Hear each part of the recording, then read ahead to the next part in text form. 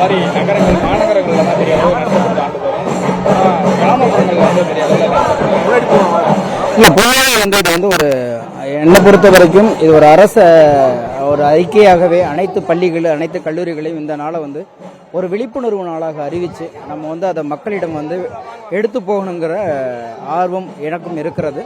அதை அரசு நடப்பரசுகளும் சரி வருகிற அரசுகளும் சரி அதை வந்து நடைமுறைக்கு ஒரு சட்டமாகவே கொண்டு வந்தால் அது நல்லா இருக்கும். ஏன்னா பொதுமக்கள் அதை எடுத்துகிட்டு போகிறதுக்கு சரியாக இருக்குங்கிறது நியாயமானது தான்.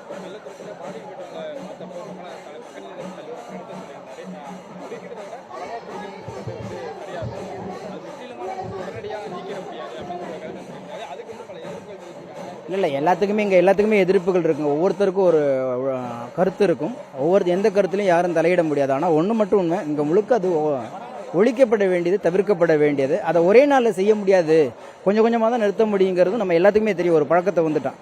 அதனுடைய அடிப்படையில் தான் அவர் சொன்னாரே தவிர சும்மா குடிக்கிறவங்களை ஊக்கப்படுத்துகிற நோக்கமெல்லாம் இல்லை. இதை தப்பாக ஊடகங்கள் சித்தரிக்கிறது. இதை பற்றி பேச விரும்பலை.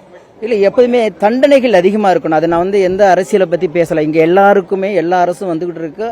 அவர் அரசியலுங்கிறது நீங்களும் நானும் சேர்ந்தது தான். வெறும் தலைவர்கள் மட்டுமோ அல்லது பொறுப்பில் உள்ளவங்க மட்டுமோ அரசியல்வாதிகள் அல்ல. நீங்களும் நானும் கூட அரசியல்வாதிகள் தான். அதனால வேண்டி இங்கே வந்து எல்லாருமே ஒத்துழைத்து எல்லாரும் ஒரே ஒரு நேர்கோட்டில் நின்னா மட்டும்தான் இந்த மாதிரி விஷயங்களை வந்து நம்ம கலைந்தெடுக்க முடியும். அதற்கு என்ன பொறுத்த வரைக்கும் நான் ஆரம்ப காலத்துலேயும் சொல்றது இருப்பேன், எப்போதுமே இதுபோல சமூகத்துக்கு ஒவ்வாத பிரச்சனைகளுக்கு சட்டங்களும் தண்டனைகளும் ரொம்ப கடுமையாக இருக்கணுங்கிறது மட்டும்தான் என்னுடைய தாழ்மையான வேண்டுகோளாக இருக்கிறது. அனைவருக்கும் வணக்கம்.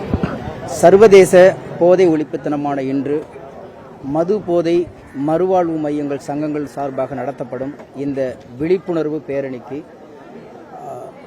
வந்திருக்கும் அனைவரையும் வரவேற்பதோடு இந்த பேரணியின் மூலம் வரும் தலைமுறைகளிடம் மது போதையிலிருந்து அவர்களை விடுவிக்கவும் மது இல்லாத தலைமுறைகளையும் போதை இல்லாத தலைமுறைகளையும் உருவாக்குவதற்கும் ஒரு விழிப்புணர்வு பேரணியை தொடங்குவதற்காக இங்கே சமூக ஆர்வலர்களும் கல்லூரி மாணவர்களும் அரசியல் தலைவர்களும் மக்கள் நல செயல்பாட்டாளர்களும் இங்கே வந்திருக்கிறார்கள். அவர்களோடு இந்த விழாவில் கலந்து கொள்வதில் மகிழ்ச்சியாக இருக்கிறது.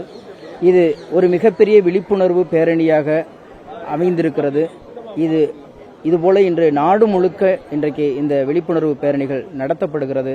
காரணம், மது இல்லாத தலைமுறைகளை உருவாக்க வேண்டும் என்ற ஒற்றை நோக்கத்தில் இதற்கு பொதுமக்களாக்கிய நீங்களும் ஊடகங்களும் சமூக ஆர்வலர்களும் ஒத்துழைக்கும் போதுதான் வரும் தலைமுறைகளை நேர்வழிப்படுத்த முடியும், அறம் சார்ந்த வழியில் எடுத்து போக முடியும் என்பதற்கு இதுபோல பேரணிகள் எடுத்துக்காட்டாக அமைந்திருக்கிறது.